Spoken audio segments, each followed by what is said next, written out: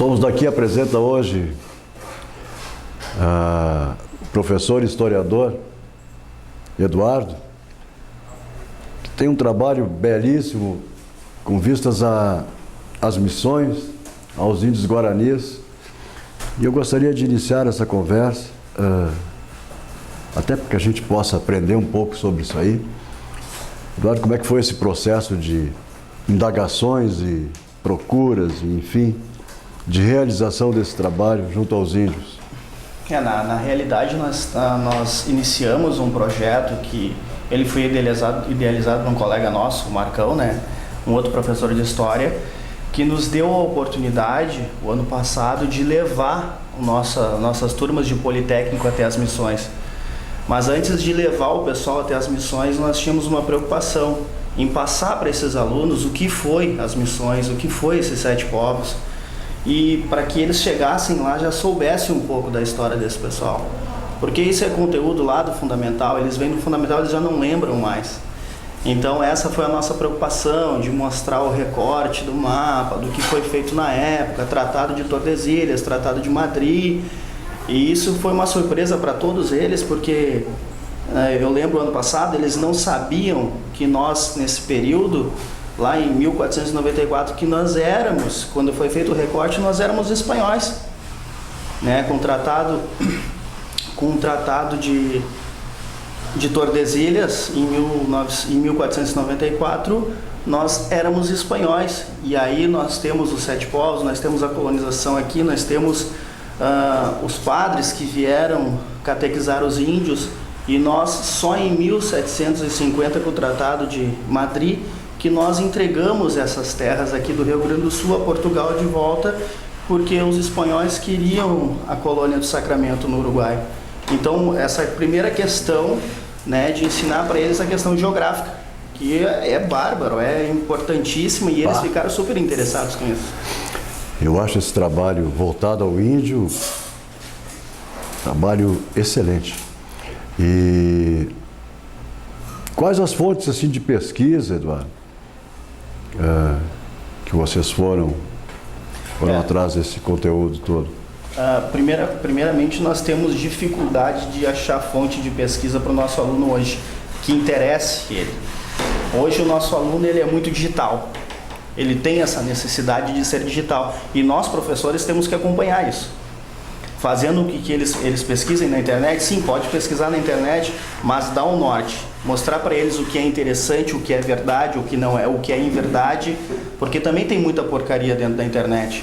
Na realidade a gente diz, não, o pessoal está navegando na internet, mas tem muita gente que afunda, naufraga dentro da internet, porque não sabe o caminho, não sabe onde buscar as coisas. Acaba criando uma dependência até isso, e acaba totalmente fora da... Como te abre um leque muito gigante foco ali dentro, tu acaba perdendo foco, tu perde.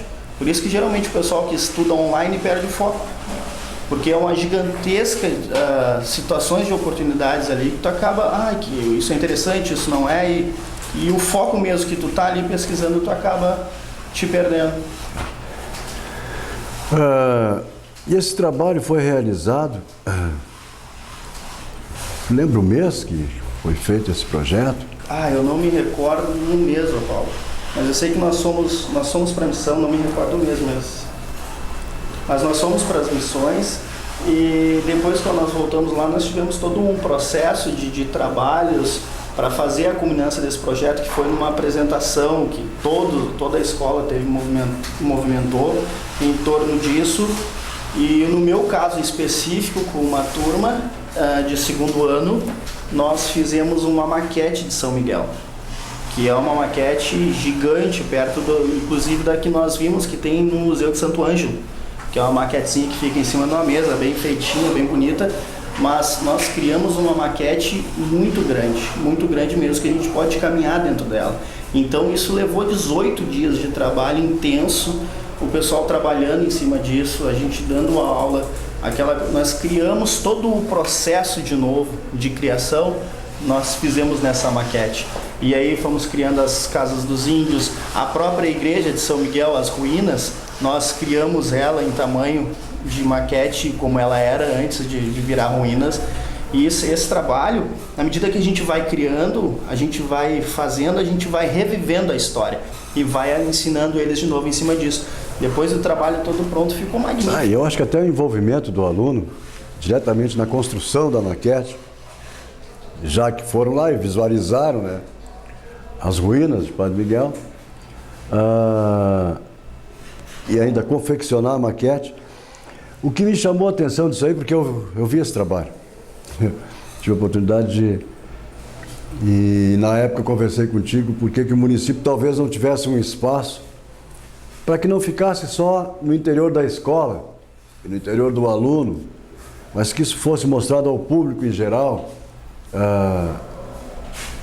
esse trabalho todo de pesquisa, que tivesse um espaço tipo o CEPAC, eu não sei, esse pessoal voltado à cultura e à educação em Montenegro, poderia muito bem abrir um espaço quando existir uma pesquisa desse porte e uma obra tão necessária e tão trabalhada em cima da ideia do índio, como foi esse projeto voltado aos Guaranis. Aí há, mais especificamente, as ruínas de Padre Miguel e a função toda jesuítica na época. E, enfim, isso é história, é necessário, digamos assim, que quase que tem urgência em ser mostrado à população, para que ela passe até também a respeitar os guaranis que andam por aí, às vezes perdidos, né? Sim. E que saibam um pouco da história. Os caras não estão aí pedindo dinheiro, eles são amparados pelo governo federal, né? Eles têm um amparo, né? E fazem parte da nossa história. E esse apelo aí, Eduardo, eu queria... nem bem é um apelo, é uma conversa, né? É um papo. Que tu colocasse da necessidade de ter um lugar assim, junto ao museu ou junto a qualquer órgão da cultura. Eu não sei como é que funciona direito, Paulo, essa questão nossa de município a nível cultural, tá? Eu fico meio por fora disso, eu vivo dentro da escola, deveria até saber mais, porque eu tenho colegas que são envolvidos nisso, mas eu entendo, e não sei se isso existe, talvez eu esteja falando uma inverdade aqui, mas eu entendo que precisava haver uma comissão dentro do município relacionado à cultura e à arte. Não que já existe, mas uma comissão extra que visitassem os locais, que visitassem as escolas, porque é impressionante. Hoje nós estamos falando da maquete, do trabalho de São Miguel, mas é impressionante. E a maquete está guardada hoje, tá? Ela não está exposta, ela está guardada porque não há finalidade de nós deixarmos exposta o tempo todo na escola, porque ela é muito grande, ela ocupa muito espaço. É grande. Então, mas que essa comissão visite as escolas, vá nos locais, vá nas comunidades, porque é impressionante o número de artistas bons que nós temos dentro das escolas. E eu fico impressionado com isso, porque eu também trabalho com música em sala de aula. Eu tento ensinar a história, a filosofia, a sociologia, movimentos sociais, tudo através da música também. E quase que na sua totalidade o aluno já puxa o violão, já sai cantando, já faz uma música, e eu fico impressionado com isso. É impressionante. E aí nós teríamos que aproveitar melhor isso. Claro, assim nós teríamos que ter uma comissão que vá nos locais, que visite, saiba os artistas que nós temos. Me parece que existe uma dormência nesse setor assim, cultural. Talvez essa seja a palavra certa. E talvez até nem seja culpa do próprio pessoal voltado à cultura formalizada, né? Pode ser da gente que está dentro da escola e não consegue levar isso para a rua. Como eu vi, em determinada época, um esforço tremendo de vocês com aquela maquete gigantesca, dá o quê? Quantos metros aquilo ali? Ela é enorme. Ela dá 3, e tão bem 4 feita. por 3,5. Eu achei um trabalho excelente, um trabalho, uma réplica assim, genial. E logo pensei, poxa vida, e vi vocês que estavam naquela peleia de conseguir um local para apresentar ao público em geral isso aí. E não conseguiram, parece, não houve um contato, não houve uma abertura para que se pudesse trazer a maquete e colocasse no centro. Sendo Montenegro a cidade das artes, obviamente sem cultura não há arte. Sim. Sem pesquisa não há arte. Sem estudo não há arte. Sem conhecimento, arte nenhuma. A gente vai ficar só com o conhecimento a priorístico, que da intuição, né? Sim. Vou novamente comentar isso aí, talvez para a Fundarte. A Júlia está para vir aqui, daqui a 2 quintas aí para frente. E a Júlia, como presidente ali da Fundarte, gostaria de falar com ela sobre isso aí. Ver se não há como, daqui um pouco, até nos próprios conteúdos da UERGS, se trazer e se instalar a maquete ali no saguão. No saguão é pequeno, tem que ser naquela sala ao lado, que é muito grande. É uma maquete enorme, cara. Tu te sente dentro de São Miguel. Ainda não em ruínas. Ainda não tinha levado fogo ainda. Estava inteirinho ali, os jesuítas e tal. Tudo ali naquele. Era espetacular aquilo ali, né, Eduardo? Como é que funcionava aquilo ali? Tinha a horta, a escola. É muito impressionante. O movimento social que havia dentro das reduções é impressionante. O ensino, a aculturação do índio, a como eles recebiam essa questão do jesuíta vir catequizar.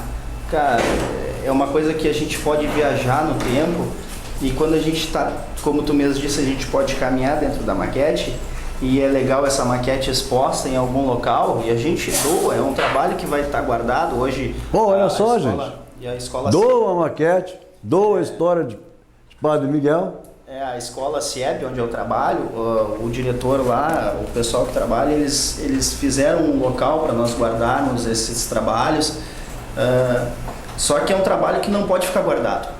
Não, que tem que estar exposto. Isso é que nem uma poesia. Se deixar na gaveta, ninguém lê. É a mesma coisa, as ideias, ela é do mundo, né? Ela só verdade. é minha no momento que eu vou botar ela em prática. Tem que jogar o mundo e as coisas. Então, as escolas que hoje de ensino fundamental, ou quando tu tá no ensino fundamental, ou se tu quer reviver o mês do índio, tu pode levar os teus alunos a esta maquete e mostrar como é que funcionava.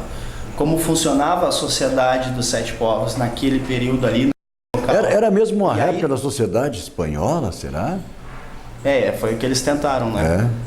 E aí, quando o aluno visualiza, é a mesma coisa quando a gente tenta ensinar a história, que a gente passa algumas coisas, a gente precisa ter em mãos filmes, as coisas que as ferramentas, né?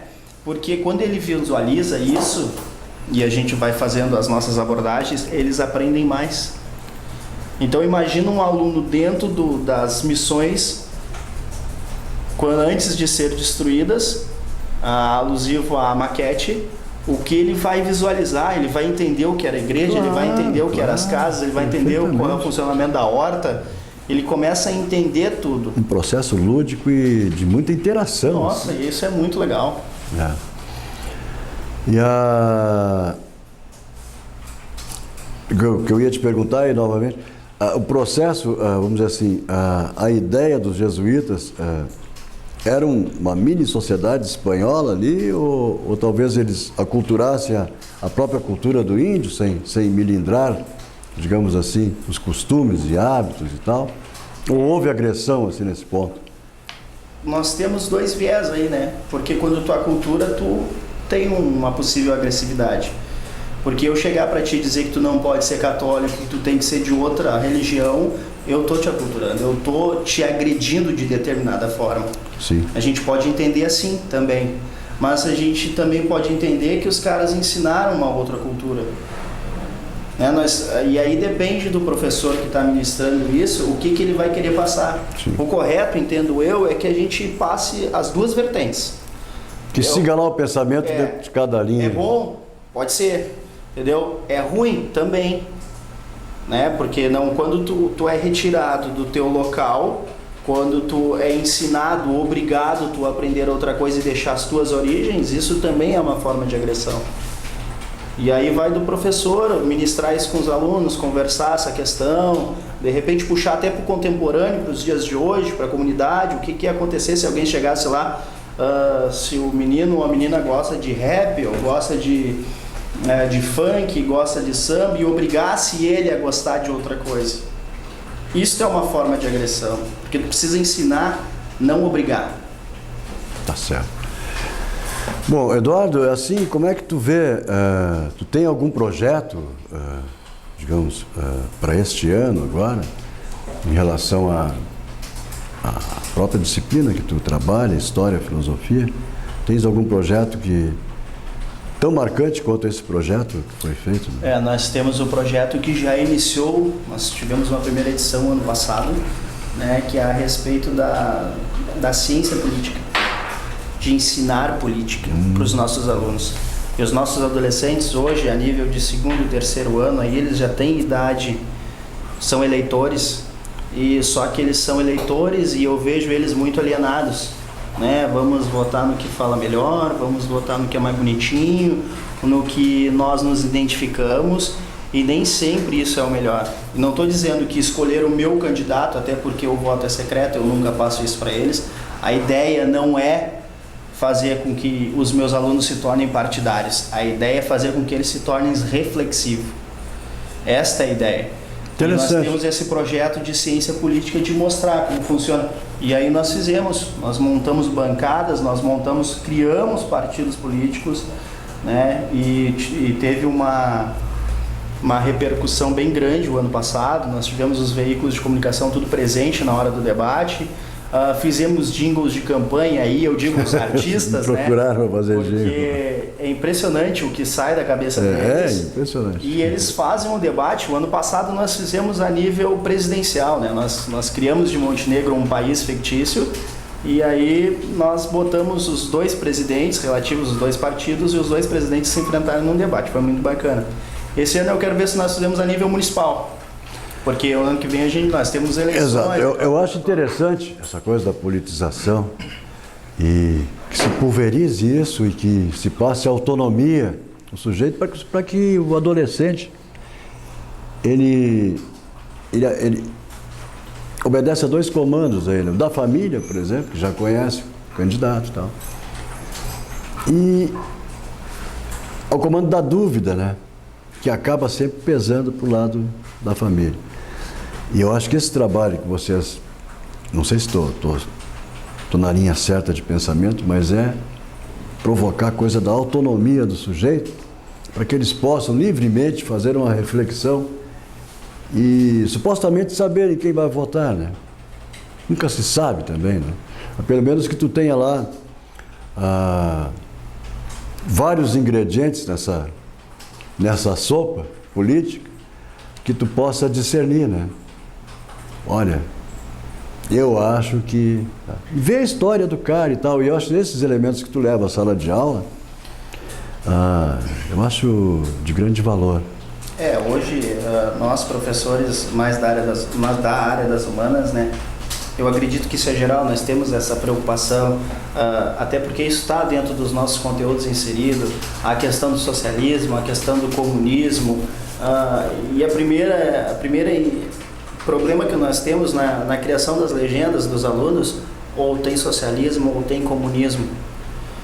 E eu sempre explico para eles as ideologias de partido, e eles têm que entender que eles só podem se identificar. Não adianta tu ter um Lênin na cabeceira e não ler nunca. Exato. O Montenegro está cheio disso. Os caras têm Lênin, tem toda a literatura socialista, mas não leem, cara. Aí... Não vem para um debate sério. Aí é bravo, né? É bravo, cara. É muito difícil. E eles têm que entender o que isso quer dizer. E no momento que eles se enquadram nessa ideologia, aí sim eles podem montar o partido com aquele nome, podem levantar essa bandeira. Se eles não se enquadram naquilo, a gente discute muito, a gente debate bastante que isso não é viável. Tu só pode fazer parte de uma legenda no momento que ela te representa e tu representa ela. E que tu tenha gosto por aquela ideia. Isso. E que tu saiba da história. Hoje na política real. Eu acho, Eduardo, sensacional isso aí, porque daí o aluno vai ler uma obra. Sim, eles são obrigados, Daqui a pouco ele vai ler até a República de Platão, pronto. Porque... Para ver a democracia. Da onde tudo começa, né? Tá bom, começa ali. Daqui a pouco pega o Lênin. Daqui um pouco, E eles vão pesquisar. essa empatia eles têm que ter, né? Com a leitura, pelo processo de, digamos assim, pelo processo do andamento, né? Do andamento político, da ideia que ele tem, a fim de concretizar politicamente. E enfim, por toda a dinâmica que isso dá, né? Dentro da educação. Toda a movimentação, tudo, eles são a parte de tudo, eles são bem livres para criar. E aí que a gente vê as discrepâncias, né, que tem dentro da cabeça deles relacionado à política. Porque o primeiro momento, quando tu começa a falar de ciência política, quando tu começa a falar com os teus alunos sobre política, já começa uma vaia quase que geral, né? Eles não gostam, porque eu não gosto de política. Eu tô desinteressado. E aí o nosso trabalho é mostrar para eles que nós fizemos política o tempo todo, nós temos que gostar da política, porque o que vai direcionar o nosso país é a Quem será política. que botou na cabeça isso aí, hein? Eu não gosto. Isso foi coisa... Será que foi coisa do próprio político? Para o político... Esse desinteresse que tu tens pela política, para ele é bom, para o político é bom. Para o político isso Imagina é se todo mundo está antenado, né? Os caras vão ter que pisar miúdo, né? Então, o bom é pregar que política é ruim. E é mentira. Política tu vive, conforme o Eduardo está falando, 24 horas por dia. Ficar atento. Não se resolve nada se não for através da política. Ela é interessante e as pessoas precisam gostar. Talvez há uma certa... Não, nem vou partir para esse lado. Talvez o pessoal não goste, mas eles precisam simpatizar pelo menos com a política. Porque a simpatia já é um grande começo. Tu vai ter simpatia, pelo menos, pelo dinheiro que tu está dando para os caras. Porque tu paga. Cara, os políticos são os nossos empregados. Claro, deveria ser pelo menos. Eles são os nossos empregados. Eles recebem o dinheiro do povo. É mentira isso? Não é mentira. Então, em contrapartida, o que eles têm que fazer, Eduardo? Eles têm que melhorar a nossa vida, né? Eles têm que melhorar. E trabalhar com o quê? Com ética. Trabalhar com ética, trabalhar para o povo, trabalhar para quem elegeu o povo. Ter o olhar ao bem comum. Claro. Ter a tal da equidade, que eles tanto falam na ética, né? Tanto falam em equidade, mas não pregam nada. Aquelas comissões de ética não resolvem nada. Bom, vamos continuar pela linha dos alunos, cara. Essa coisa complica porque eu acho que complica pra gente, porque a gente sabe que paga eles. O adolescente acha que não paga, mas o pai dele paga. Logo que ele começar a trabalhar, ele já está pagando.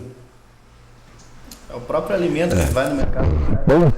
Política é importante. Importante que se saiba pelo menos um pouquinho. Mas pode continuar aqui. Tu provoca uma coisa estranha quando fala em política. Mas é esse o sentimento. É esse o sentimento quando nós falamos de política. A discussão é a mesma coisa. Não podemos falar de política porque sempre dá calorosos. Outra coisa que eu acho que é uma mentira. Eles até acreditam que não faz. Mas política tu pode falar. Porque é uma coisa presente. Tu abriu a porta, tu está fazendo política. E religião também. Religião nós temos o dever também. Claro que cada um tem a sua, é uma questão de fé, isso não se discute. Sim. Correto? Mas nós temos a obrigação de passar, de fazer as pessoas entender que a religião boa não é só aquela que eu pratico. Porque hoje esses problemas que nós temos aí a nível mundial é que as pessoas entendem que só é bom aquilo que eu faço. Só é bom aquilo que eu pratico. E aí quando o outro pratica, o outro entende, o outro tem a fé em outras religiões, não é bom, é ruim.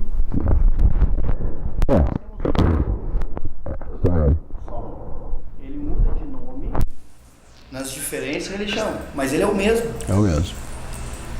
Porque nós já deixamos essa sociedade politeísta.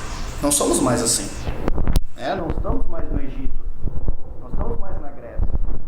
Agora nós estamos a nível contemporâneo, nós somos politeístas. Sim. Eduardo, me diz uma coisa. Desculpa, monoteísta. Só para concluir ali. Como é que tu propõe organizar esses debates e como é que eles vão ser, digamos assim, colocados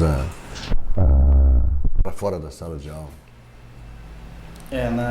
Nós começamos agora as aulas há pouco tempo, nós temos março, abril. Lá por maio, eu acredito que a gente já começa a organizar essa questão da ciência política dentro de sala de aula. Bom, Eduardo, agradeço a sua presença aí. Acho que Somos Daqui se propõe a abrir esse espaço para qualquer tipo de assunto, ou manifestação cultural, ou manifestação política, ou enfim, qualquer manifestação. As portas estão abertas. E Eduardo, que é historiador, nos enriqueceu muito hoje com um passeio pelas missões.